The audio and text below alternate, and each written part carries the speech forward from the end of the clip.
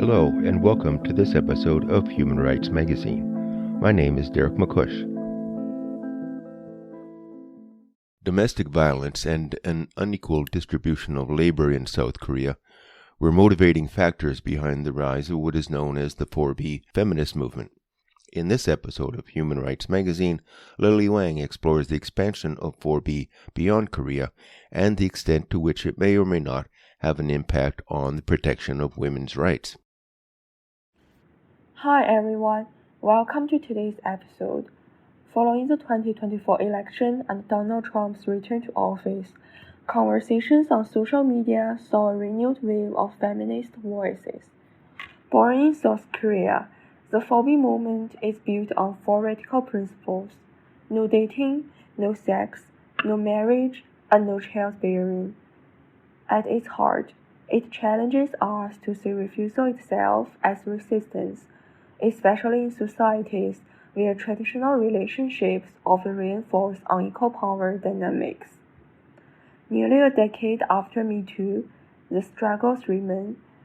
The Me Too movement is a global campaign against sexual harassment and assault, where survivors publicly share their experiences to challenge silence, demand accountability, and push for cultural and systematic change. However, until now, from unequal pay and weak protections for working mothers, to inadequate responses to harassment and the ongoing marginalization of queer communities, feminism is still unfinished business. And it is against this backdrop that 4B movement is entering a new global phase. What started as a localized feminist response to South Korea's deeply patriarchal norms and has now resonated far beyond its borders. By rejecting rules tied to marriage and childbearing, the 4B movement pushes to ask a deeper question. What does it mean to live freely, with dignity, outside of expectations imposed on women? This isn't just about saying no. It's about rethinking what society calls a good woman or a successful woman. It's about examining issues long ignored, from systematic harassment to the lack of protections for marginalized groups. And most of all, it's about opening space to imagine something different. Freedom, dignity, and choice on our own terms. So today, we are going to dive into the global rise of the 4B movement and what it tells us about the unfinished work of feminism. This podcast will explore the global resonance of the 4B movement across different regions. Our first speaker is Professor Chantal Melly from the Simone de Beauvoir Institute at Concordia University. In her talk, Professor Melly highlighted the significance of the 4B movement.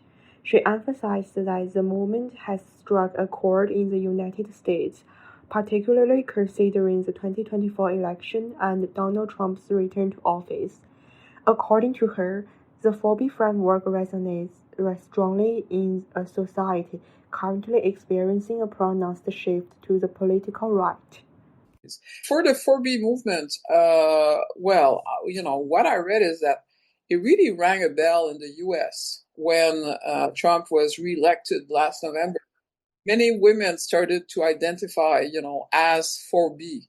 But in Canada, the context is different. So if you look at data on equality between men and women, Canada is doing really well for a number of reasons because of our social programs. For example, let's say in Quebec, you have affordable daycare for babies and children. You have maternity leaves that are paid by the state. So you have a number of programs, a number of laws that have been voted that have resulted in not being totally equal between men and women, but moving towards more equality. In the US, they have no social programs for women. And Yeah. So also, like, if you look at equality measures between men and women, like salaries, uh, well, the US, they used to do well, and now, since the last 15 years, they're not doing well at all. So they're losing ground in terms of progression of equality between men and women. So they've become a very conservative society, and so women are not gaining rights, they're losing rights. And the abortion issue is just an illustration of that, like, the right to decide if you're going to have a child or not has been taken. Professor Chantal Melly also pointed out many problems in the current global situation. In the United States, the social structure often prevents women from fully focusing on their careers and broader contributions to society. It also highlights the persistent issue that women are frequently forced to choose between family and career. Principles are like certainly, I guess, easy to apply. You don't need a movement behind you to decide that you are not going to marry, you are not going to date men, you are not going to have children. So, I mean, you just do it. And I think many career women, in the US might just be applying these principles because that's how it is. And they have they have good jobs. They have, excellent education. And so they've invested their early life in getting that excellent education. So now, what are they going to do with their life? Are they going to try to maximize on their degrees and the education they've received, or are they going to be in a position where they will have to sacrifice their education because they are going to have children? So you see, I think many women are deciding for themselves that they will have a better life if they just go with their education and maximize their profile, their career profile, by being available, by being single, by not being attached and not having children. Because if they don't like you know if they prioritize family over career, well, they will not be able to success as if they only prioritize career. Because, in the US, there's an assumption that if you have children, you cannot be, working full time. Look at, I don't know, I don't I'm not American, but what I know is that in the American education system, like at school, um, parents have to be available during daytime for children because there are all kinds of activities. They have social activities for children. They have 4 o'clock soccer time. So, and here comes the name soccer moms. So there's this idea that if you are a mother, you have to be available for your children. But if you're a career woman, how can you manage? Because the conditions that are created for, you understand? So the conditions that are created for mothers in the US make it very difficult to be fully focused on your career. So you know and so I think many young women understand that it's a choice. If you go, with the children, then you will take the mom's track. You will have to take the mom's track for your career, which is you won't be able to climb the corporate ladder and get the best jobs. You'll get, jobs, but they might be part-time, or you might even be out of the labor market for 5, 10 years. And some women, who have just got a degree, who've been through, good education, good schools, they think, wow, what's my choice? I prefer a career because if, I take the mom's track, then my career won't be as good. So I would say that both have advantages and disadvantages. Professor Chantal Melly also compared the traditional feminist movement and the new movement. The traditional movements are more structured, but the problem is that they require a lot of funding, money.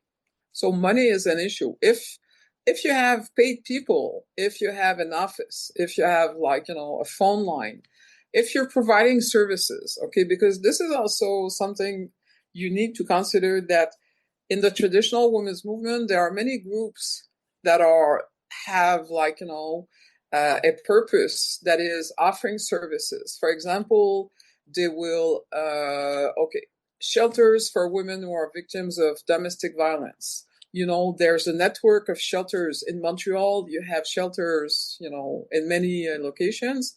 So there's no other way to do it. It's a shelter, so it requires staff people. It requires a location. It requires that you have board members but governments give generously for these services.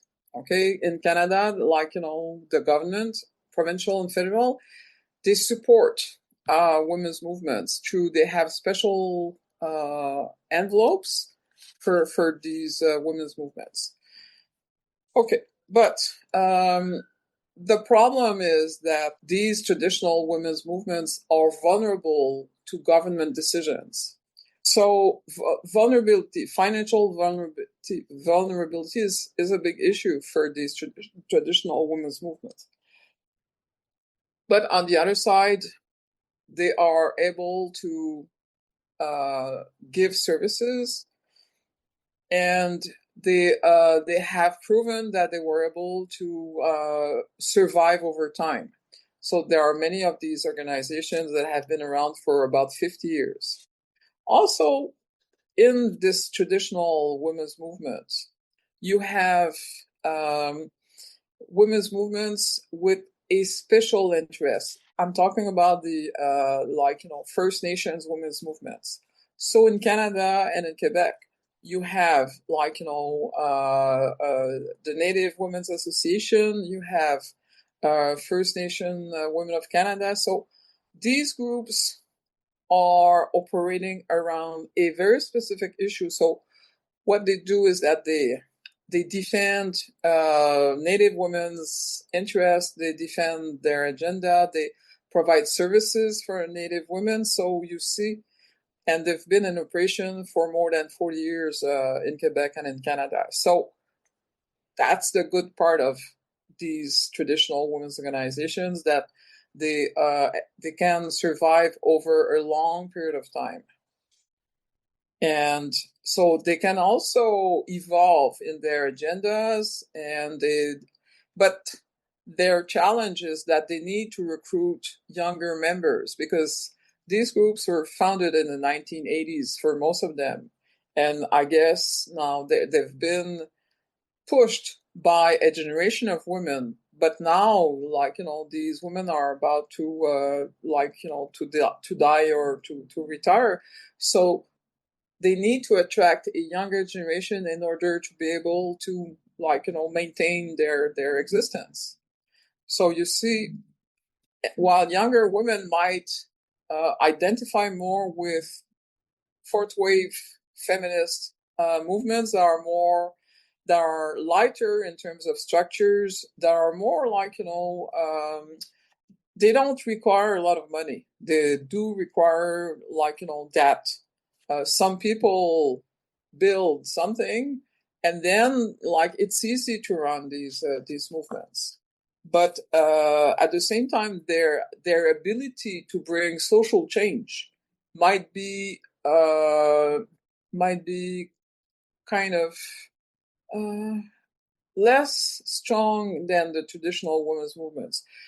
Although, I think if we look at how the Me Too movement has, changed the world, has spread all over the world with technology, and with women liberating, their personal stories and sharing their stories. on websites. I mean, this is an example of something that is extremely powerful, that has changed the world with very, very minimal infrastructure. And so, I mean, I must admit, if I think about that, I must say that, yeah, it's kind of, it's possible in 2025 to bring big change through like that kind of strategy. Over the years, the phobia movement has resonated with feminist groups all around the world. It has provided a new framework for thinking about gender, autonomy, and resistance. However, the question remains, can phobia develop into a global recognized feminist movement, or will it remain a more local, contextual form of resistance? To explore this, I spoke with Sylvia. She's a former co-founder of a Mandarin-speaking feminist group in London, and she shared her experiences with me in a personal capacity. Her group was built around the principle of FLINTA, that's an acronym for female, lesbian, intersex, non-binary, trans, and agender individuals, with the asterisk standing for all non-cis male identities. Sylvia explained that adopting this framework wasn't just symbolic, it came from a real need. She told me that there are plenty of open mic events around the world that welcome everyone, but at least at that time in London, there really weren't Mandarin-speaking feminist groups that were Flinta-centered. When I asked her about the group's founding intention, she told me that they wanted a space where people could express themselves freely, without constantly negotiating the gaze of patriarchy or authority. For Sylvia, this commitment was personal.